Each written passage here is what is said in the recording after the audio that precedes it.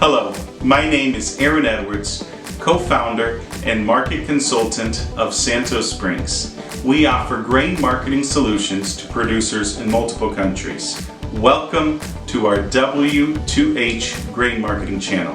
Go ahead and hit the subscribe button. I also recommend tapping the bell so you get future notifications. And if you like what you see, hit the like and share this video with other farmers who care deeply about their grain marketing. If you are a corn or soybean farmer, your revenue depends not only on your production, but also the answer to three simple questions: when, how much, and how you sell. One W, when, two H's, how and how much. Our W2H mentorship provides a clear, concise, and custom approach to answering each one of these three questions for your specific farm throughout the year. Before we start this week's content, it's always important to remember that trading in futures products entails significant risk of loss, which must be understood prior to trading and may not be appropriate for all investors. This commentary and the information contained within should be considered market commentary and reflect the opinions of the author. For those of you watching this with a delay, if you are a U.S. corn or soybean farmer and want to stop being held hostage by market uncertainty, let us teach you how to place each one of your bushels in a grain marketing strategy specifically designed to optimize your farm's revenue. Click on the link and we'll work together to see if our W2H mentorship is the right next step for your grain marketing. Hello and welcome to this week's report. Today is March 18th, 2025. We're coming up on the end of March, coming up on the end of the battle for acres. Let's start with the recommendations as we always do. Then we have some interesting things to look over with the dollar and wheat, and then we'll get into the usual corn and soybeans analysis. So right out of the chute, first of all, let's go to the recommendations. Let me get my screen up here so we can look at that. Go from there. So the first thing we want to do is on quarter four bushels. If you remember last week, we started re-owning quarter four bushels. We waited kind of for corn to drop. Took profits on some hedges on some quarter one, some quarter two bushels. And then we started re-owning. So we recommended re-owning 40% of quarter four bushels last week.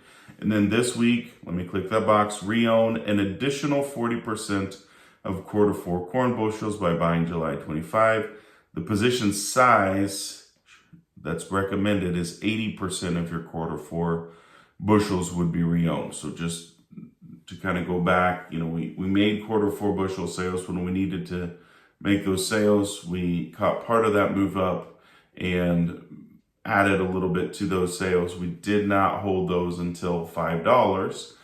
So we got part of that move, and then markets went up to $5, markets came down, and now we're stepping into that re-ownership for the second time. Not quite 100% there. We can still, if markets are, trade down or get worse, we can still average in a little bit more at a lower price point, but 80% is a significant enough volume to where if this market comes into spring friendly, we made sure we got enough re-owned ahead of that. We are also re-owning, second bullet point there, we're going to re-own an additional 50% of quarter four soybean bushels by buying July 25, and the position size is 80% of quarter four soybean bushels. Similar situation with the beans. We layered into them. We didn't re-own them all at once. Part of the position went down, came up, got out of a break even. Part of the position we made a little profit.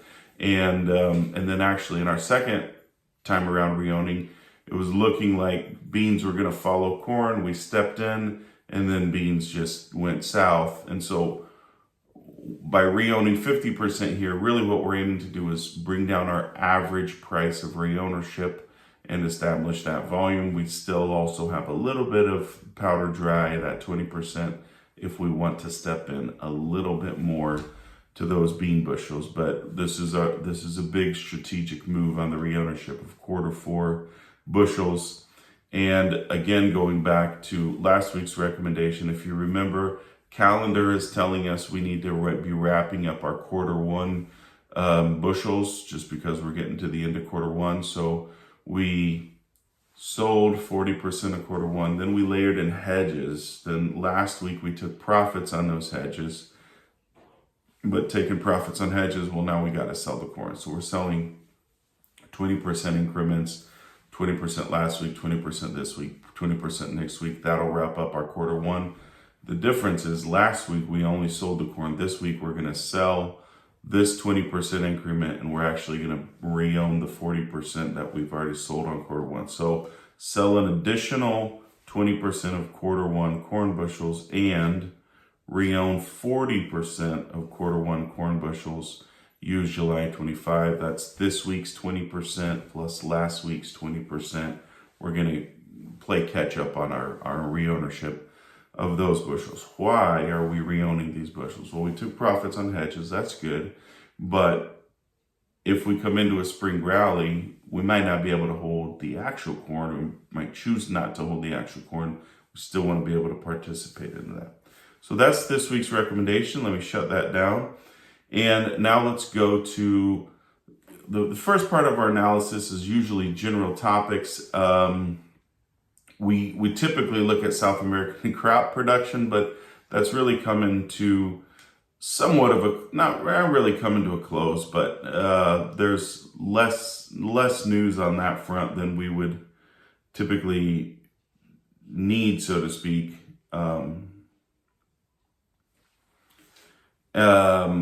In a nutshell, safrinha corn is 90% planted. Soybeans are just shy of 70%. Soybean harvest is about 5 percentage points ahead of historic record. So where are we at right now? The news, and this is actually a question we'll have later, there is dryness in the safrinha corn crop. So we're not out of the woods, but just from a planting progress standpoint, we are 90% done with safrinha corn, starting to get some dryness concerns in some areas. We'll keep you updated on the crop, but the bigger news that I wanted to talk about today is actually the dollar, and I want to just show it on a chart. Picture paints 1,000 words. So I just wanted, you might be aware of this, but I wanted to make sure that you were aware of what was kind of happening in the dollar. Look at, let me move this to the side. If you look from early March through where we are now, look at what has happened to the dollar. Just absolutely got destroyed. Absolutely destroyed. We haven't yet fully felt this, in my opinion, from the demand standpoint, but a weaker dollar tends to favor our exports. It makes our corn and our beans and our wheat more competitive in the global marketplace. So this is not necessarily something to just change all of our strategies and our positioning, but this weaker dollar, it does cheapen up our exports, and that's something interesting to keep an eye on. And I just want to show you kind of what's happened on wheat market. Not saying this is going to be a mega trend or anything, but seasonally, March, we're kind of coming, seasonally, typically March is a good sell time. Well, if we look at kind of as that, the reaction to that dollar falling has been a little bit more strength in the wheat market. So nothing out of this world, nothing to make a huge deal out of, but definitely something to have on your radar. With that said, we always talk about this pyramid. The base level of the pyramid is building a market plan portfolio. Good marketing, it has been my experience. It's not just generic recommendations, but it's matching the needs and opportunities of each farming operation with the opportunities that the market brings. So the portfolio is where we kind of build that, make sure that recommendations are tailored to your needs and your operation. Then we look at seasonals, funds, technicals, That's the area of the market where we're kind of doing market analysis. That's what we're going to step into in just a minute. And then what really makes the difference, the top of the pyramid, is the action. Got to get the work done, got to execute. So that's why we start with a recommendation. You're busy. If you want to just say, hey, I don't really care why we're doing this, just tell me what to do. The action is what gets the job done. So let's jump in. We'll go over soybeans first, corn second, then we have one question to go over. Interesting story here on the soybeans. Let me get a marker. We're going to start with the position of the funds, as we often do. And let me get it blue. We'll go with blue. Pull this over here to the top. All right, so blue, as you know, we've been over this a number of times. The speculators were basically net short or sold during basically all of 2024. January, they established a long position, tried to rally up, and then failed, got back negative again. But look at what happened in the last week. They tried to go negative here, and then last week they just reduced their negative position. So the question is, I want you to take off your farmer hat, and I want you to put on your speculator hat, and we're going to go look at, say, July beans, and let's just go, if you're thinking as a speculator, let's just go talk a little bit about this market, right? So let's say hypothetically that you're trying to step in and out of this market and you're trying to make a buck doing that. Look at this value area here. I'm going to box it in. And on the July contract, the exact levels vary contract by contract. But that's going to be about between 1020 and 1040. Right now we're trading 1030, right smack dab in the middle of that box. Let's say that beginning last August, you would say, okay, I think this is a value area somewhere between 1020 and 1040. And anytime it gets in here, I'm going to buy. So August, I think this is a value area I'm going to buy. Let's get this in green. If you were to buy here, you would have a shot at a profit one time. And then let's say you took that profit and they're like, ooh, it happened again sometime in October, November, late part of October, first part of November, you say, okay, we're in that value area again. What am I going to do? And it gets a nice little bump and you have a chance to take profits again. And then it comes down to that value area again. And you're like, I'm going to buy. Well, that time it sure didn't work. It went down. But if you were patient, it came right up. And if you didn't exit your position, you would have a shot at a third time taking profit. And then here we go. We're right back in that value area again. So from a speculator standpoint, if you were just looking at this and you said, okay, we're right back in this value area, should I buy it or should I sell it? We're in this value area. Should I buy or should I sell? Let's just look, kind of make a little mental note here. August, and then here was October, last part of October. This was the middle part of December. And if you miss it in December, you could pick it up in the early part of January. Let's just look kind of at those, if we can make a mental note of that. Let's look at what happened to the position of the funds during that time. Get my blue marker up here again. And I don't want to spend too much time on this, but let's say that in August you said, oh, I should go long, or I should reduce my long position.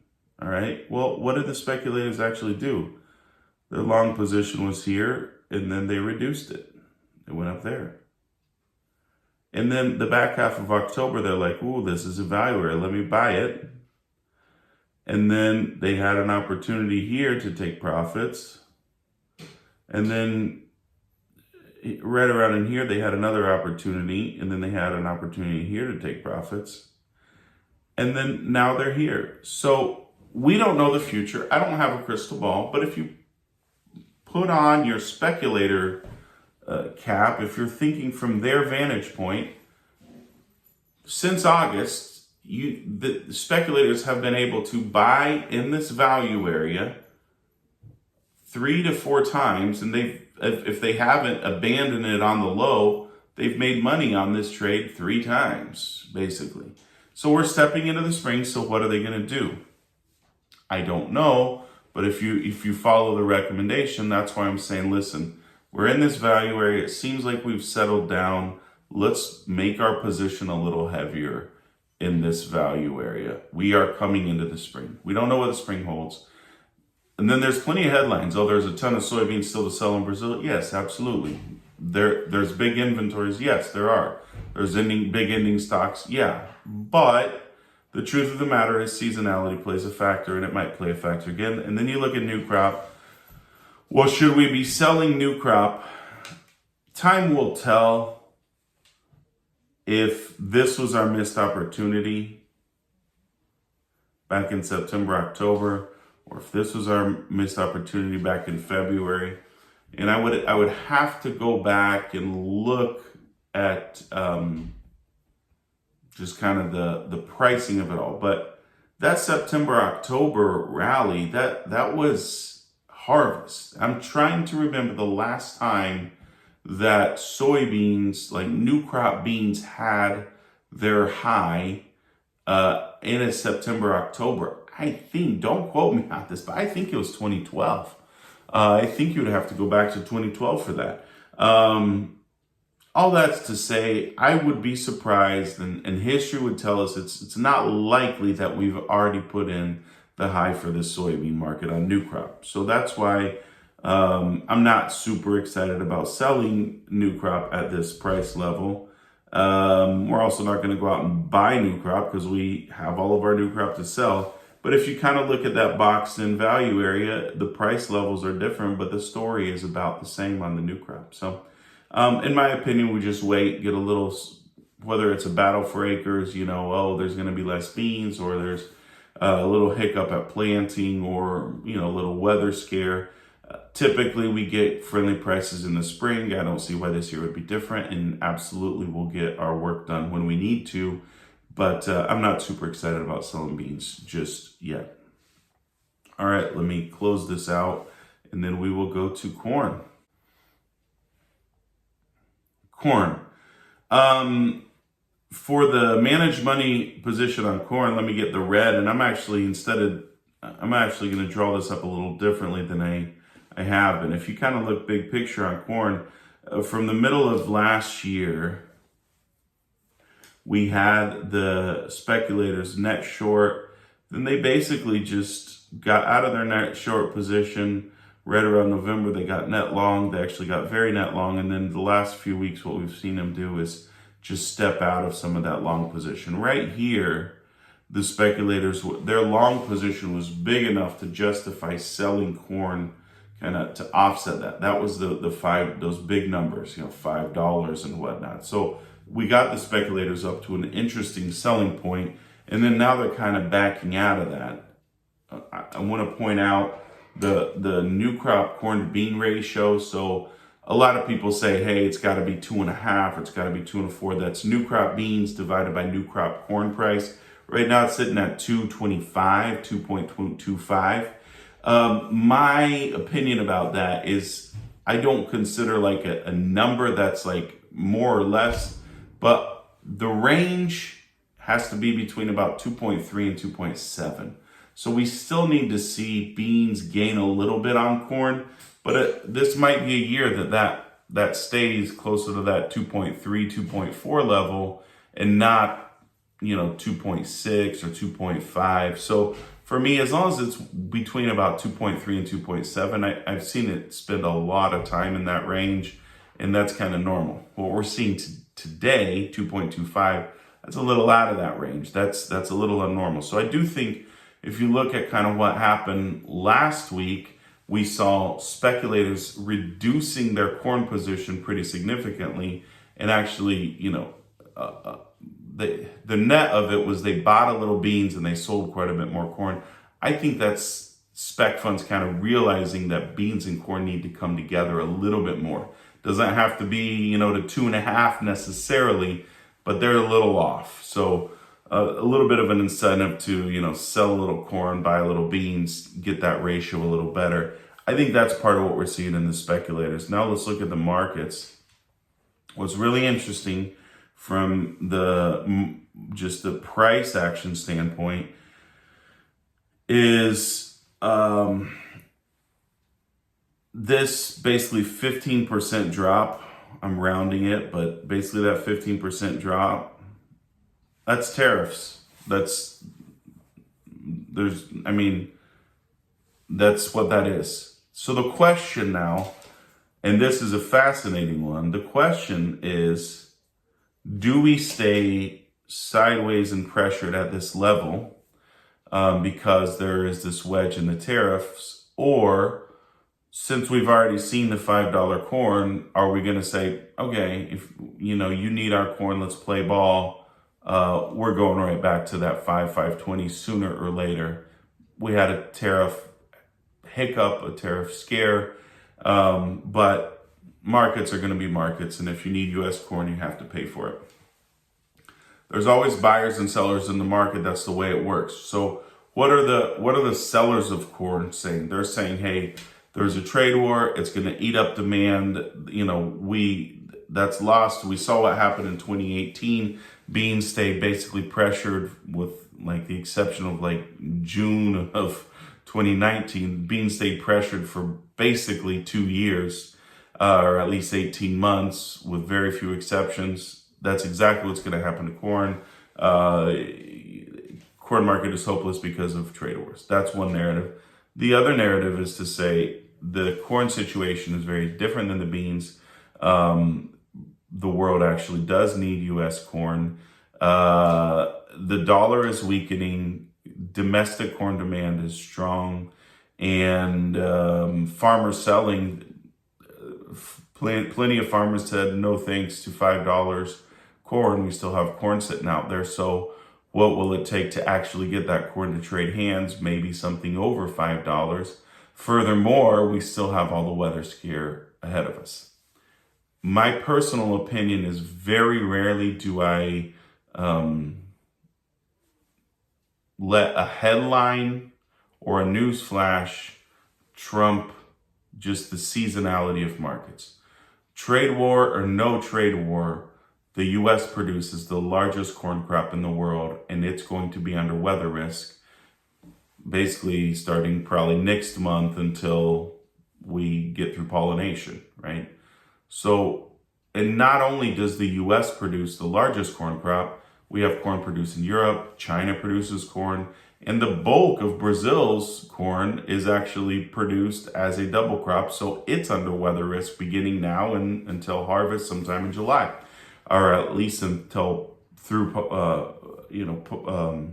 their weather's risk, which is sometime this probably May, June, depending on where they are and where they produce. So the truth of the matter is seasonality is a very big factor, and to that point, markets fell. They fell hard, but as soon as they fell below support, they found buyers pretty quickly. So by stepping into this isn't necessarily conviction that markets take off right now, but we are, basically in this price range. If you were to say, well, it's not even that long, it's just this week, right? But over the next few sessions, if this thing is a little softer or a little stronger, we want to step into reownership. Seasonality would tell us that we will typically get friendly corn markets coming into the spring. I don't see why this year would be different. And then if we look at new crop, we've started in on some new crop sales. We sold some started in on some new crop sales. Let me get the marker. Where's the black? There we go. Started on some new crop sales here, averaging some new crop sales here. We're 20% sold on new crop. We're going to wait before we make more sales. And hopefully, no promises, but man, a $5 new crop, that'd be pretty spectacular. And we're early enough in the year to where I don't think that that's beyond the realm of possibility. If we have to adjust our expectations downward, we can. But it's March. We still got to plant a crop. We still have to raise a crop. There's still gobs of trading sessions of headlines. There's a lot there. There's just a lot going on, and I wouldn't just say markets are done just because we're a little weaker at the time being. All right, so let me close that down, and then we always want to summarize it. So let me go through the summary of the market, then we'll answer a question and go from there. Seasonally, corn, it's March, starting to get some weather risk in South America, and seasonally it's a sell. Managed money, they are still long, but it's technically neutral. They aren't long enough to justify selling. The corn trend, if you look at the 20-day markets, 20-day moving average is down. Soybeans are technically a buy. It's Brazilian harvest. Managed, seasonally a buy. Managed money, they're technically sold, but it's neutral. And the trend is down. Basis considerations. Basis levels tend to not change much during this time of year. However, the weaker dollar and trade war headlines can impact basis levels.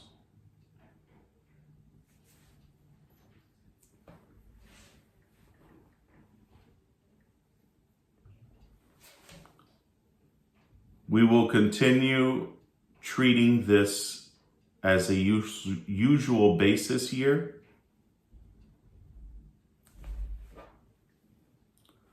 Until evidence convinces us otherwise.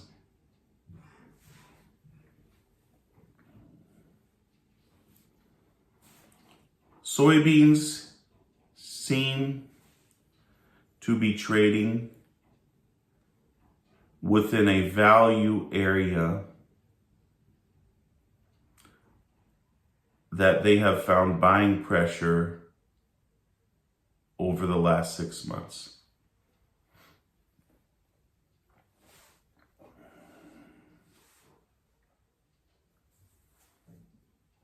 The corn market is still pressured,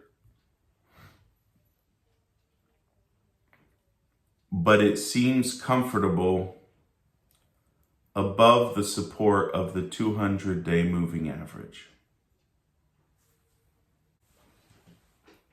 All right, and then finally, to wrap up, how is the Brazil corn crop? Great question. So just 90% planted. I had kind of said that March 10th was a cutoff, and how much would they get done before March 10th? Brazil's big north to south, so I'm not necessarily saying that the what hasn't been planted on double crop corn is delayed, but we're in that the last saying that 10 to 20% of Brazil's corn crop was probably planted out of the window. That's not much of a stretch. Here's some important things to realize about the Brazilian double crop corn this year. Number one, it started off with delayed planting. So as we had that rally, one of the headlines that took us up to $5, one of the headlines that was going was delayed planting for the double crop corn. Then they caught up and they actually leapfrogged. I believe it was 2 weeks ago. They were actually ahead of pace, which means a significant amount of the Brazilian corn, double crop corn crop went in a very tight window of time. That's not necessarily bullish. It's not necessarily bearish, but it does mean that you have a significant amount of that crop planted in a very narrow window, susceptible to bad weather or good weather.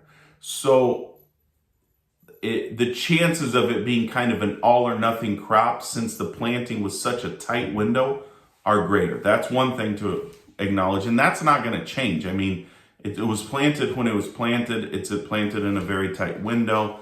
There is absolutely a story with dryness in a lot of states. It's not just a small pocket. There are a lot of regions of Brazil that are facing lack of weather. I've talked to farmers in multiple states. Hey, I haven't gotten a rain in 3 weeks. This corn crop, and to hear farmers in Brazil talk about it, it's a for sure disaster already. Having said that, just pragmatically speaking, and with the vantage point of an outside view, if they get some timely rains, probably a lot of that yield potential could come back in pretty quickly, because it's not at a super sensitive developmental phase of the corn crop. But they do need rains, and they need them quick in most of the double crop corn area of Brazil.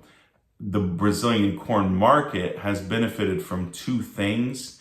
It's benefited from the trade war. So when we saw that collapse of about 15% in the US corn market, we did not see that on the Brazilian exchange. And then in addition to that, we've actually seen just this weather scare really add a lot of just buying pressure to that corn market. So the Brazilian corn market is very heated up, I guess you would say. For our customers down there, this is a market that we've been selling. What's the thought process? Well, between now and harvest, chances are stuff normalizes seasonally down there for them. This is the peak weather scare from a pricing standpoint, not necessarily from a yield standpoint, but March is kind of that. It would be kind of like your June in the US, where there's you usually have most of your upside potential in the market without a significant amount of downside risk. If they get some timely rains, probably their market in Brazil will get hit pretty hard coming into harvest. So in Brazil, corn prices are very strong, and what we've been recommending down there is actually to sell into this strength. But there's definitely a production story down there. I'm not convinced that there is already for sure yield loss, but there's a lot of farmers stressed about their production, and they definitely need rain. So that's that in a nutshell. Hope you have a great week. Let me know if you have any questions, and get the work done.